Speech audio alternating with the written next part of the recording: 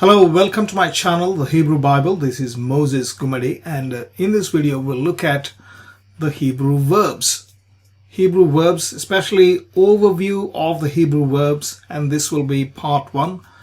And I will give you a very high level overview, okay, for you to understand, because Hebrew verbs are quite complex. There are a lot of dimensions with which we work, and therefore I think to understand the big picture and how the whole structure fits in is what really is essential at the beginning before we dig into the details. So, it all begins with a verbal root. All Hebrew verbs can be boiled down to their respective roots. Most of them are three-letter roots. In this case, here we have an example of shin, mem, resh. That's the verbal root from which verbs like shamar, shomer, etc. They can be derived. Okay, so sometimes they write a verbal root like this without the vowels, or sometimes they may put in dots. There are some people who put a square root symbol to indicate the root, etc. But generally this is how they depict.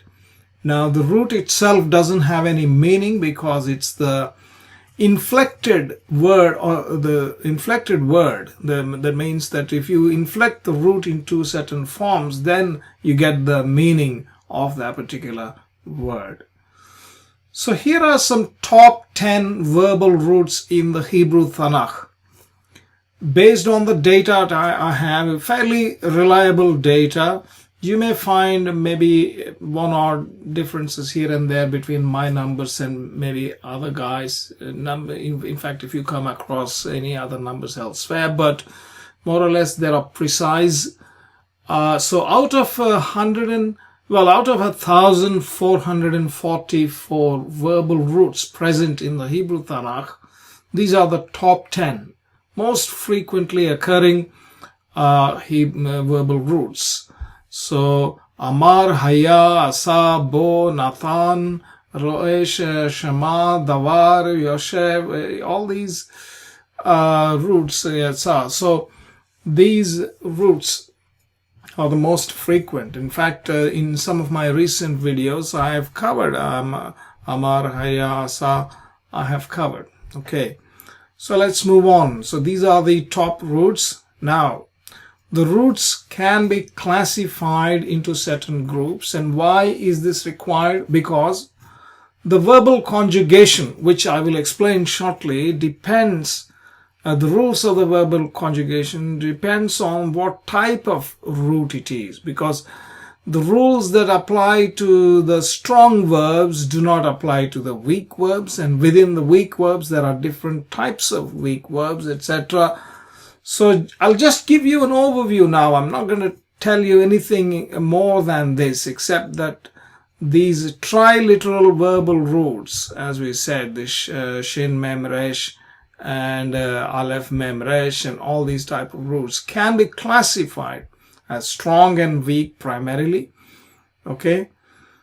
Weak verbs are essentially those which have either guttural letters in them or other weak letters such as yod, nun, he, vav, etc. Well, so he is obviously also the part of a guttural letter. So either guttural letters or yod and yod and nun, right? Okay. Now, if you exclude them, what you get is strong verbs, and if there are tri-consonant or tri-lettered words, they are the strong roots. Now, there are some verbs which are biconsonantal, meaning they are derived only from two consonants. Very few of them, in fact, out of the whole 74,000 verbs that are present in the Hebrew Tanakh, entire Hebrew Tanakh contains about 74,000 plus Hebrew verbs. Well, most of them are Hebrew verbs. A couple of thousand, maybe you can say, or 1,500, a couple of thousand, you can say they are Aramaic, but most of them are Hebrew. Now, out of them all, really, we have only 29 verbs in total corresponding to only 11 roots. So this column in the end is the number of roots, and the penultimate column is the total number of verbs. You have 74,000 plus verbs present in the Tanach, and 1,444 roots. When I say roots, we're talking about these roots. Now this Aleph, Mem, Resh can be inflected in so many different ways, and that can present in a bigger number. That's why we get more number of verbs. Okay. Now you have the weak verbs. We call them weak too. The biconsonantal or quad consonantal, or 4 consonants as in here. The examples that I've provided are the top most frequently occurring examples in each of the category, in each of the row. Okay, so that davar would be the most frequent root in the triconsonantal strong verb. Similarly, sadik, resh in the biconsonantal. Geminate means when a consonant repeats, like we have here samech and beth, so that's a geminate. Okay, so the rules differ when conjugating, not the grammatical rules, but the way we point, the pointing of the letters, like which vowels are used. That is what differs, for every row of these entries here. Okay. Now, some weak verbs are weak because in the first letter of the root, there is a weak letter. A weak letter, as I said, could be guttural, or it could be yod or nun. So here we have the first letter is a weak letter, and here we have the second letter is a weak letter, and we have third letter as a weak letter, and in that we have subcategories: one aleph, one yod, one nun, one guttural, etc. So self-explanatory. 3 he means the third letter he is he. 3 aleph means the third letter is aleph, etc. So these are different types of categorization because different rules apply. Finally, there is something known as a doubly weak verb, which means that the first and the last letters of that root are weak letters. Okay, so we're only focusing, of course, on the 3 letter, except for this quad and bi consonant, quad consonant. Okay, let's move on. So now we have this strong root example of shin mem resh. This can be conjugated. Well, this can be inflected on various ways depending on primarily these 2 dimensions.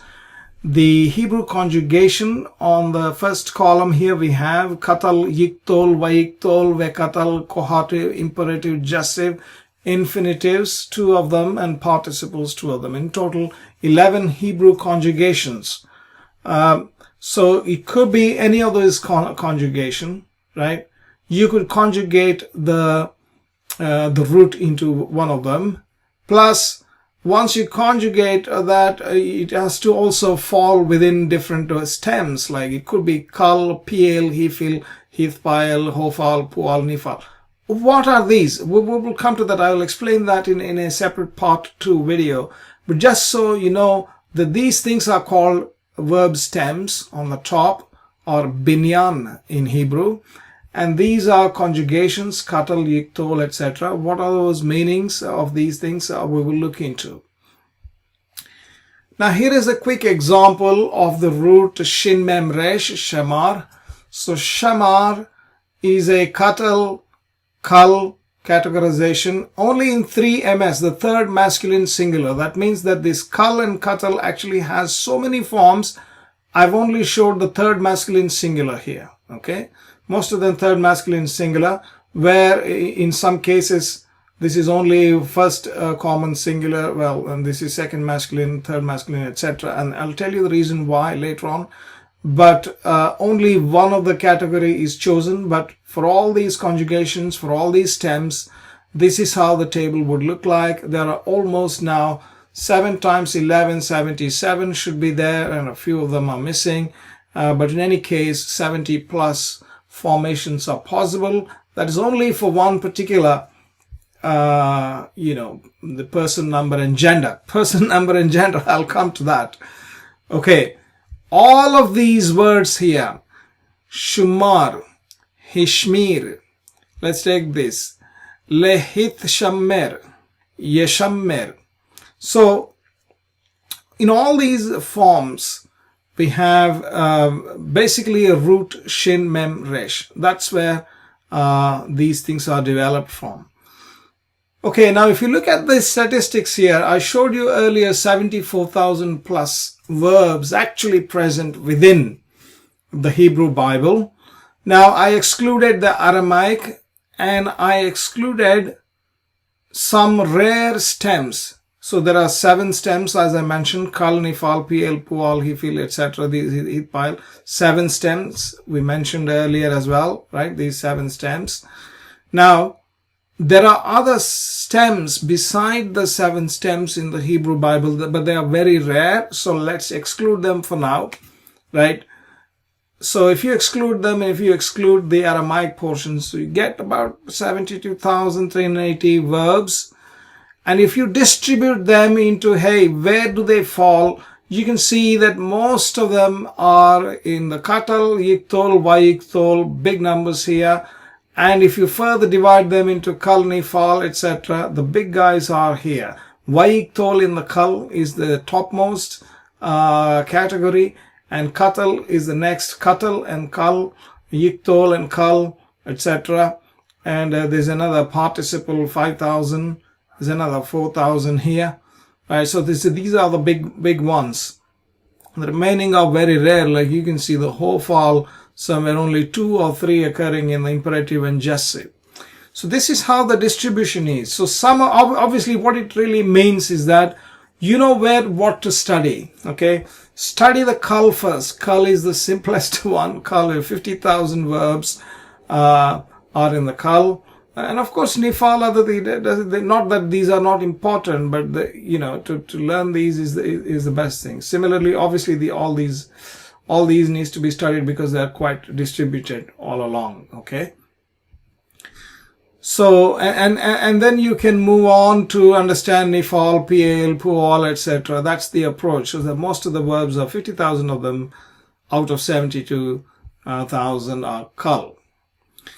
Okay, so let's get back to this table. As we said, there are 7 stems here on the top and then about 11 in this column, 11 conjugations. Now, if I consider the first 4 conjugations, these 4 ones, okay, for any combination, let's say yiktol and pl, for that combination, 10 verbal forms are possible. 10 verbal forms are possible. That means that for all of these 4 and these 7, 4 times 7 times 10, 280 verbal forms are possible for these 4 conjugations times these 7 stems, because each one of them has 10 verbal forms. So where are these 10 verbal forms coming from for every combination? They come from here, from the person, gender, and number, right? An yiktol pl can have a verb form in the first person or in the second person or in the third person. Can be masculine or feminine. Can be singular or plural.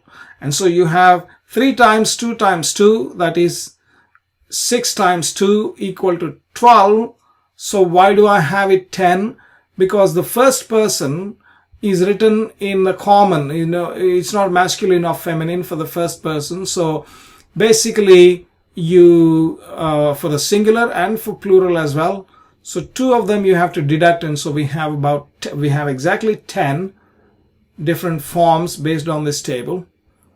And so in total 280 verbal forms can be generated for any given root, okay, out of these 7 stems and 4 conjugations. We have not even looked at the remaining ones. I will discuss them in detail later on in the next video.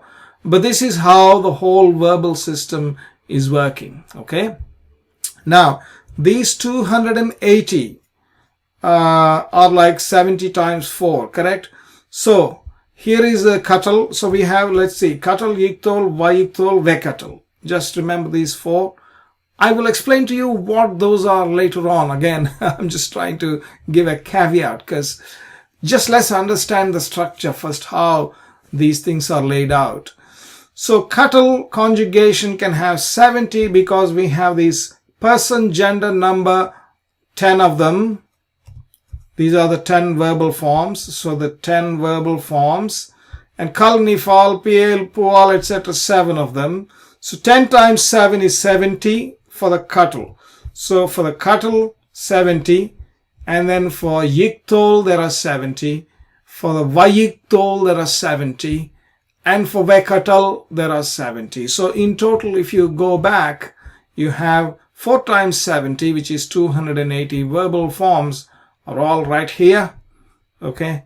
There may be an odd mistake here and there because putting these things in the tables is quite a task. But most of them are correct. Okay. So don't depend on them. I will later on give you conjugation tables that you can use. But yeah. Most of them are correct. In case if there are any mistakes, those who know it, please do point out. Okay, that brings us to the end of this first part on our study of the Hebrew verbs. I hope you enjoyed it. Please do like and subscribe to my channel and click the bell icon so that you can get notifications. Please do comment below and I will see you again in the next video. Thank you very much.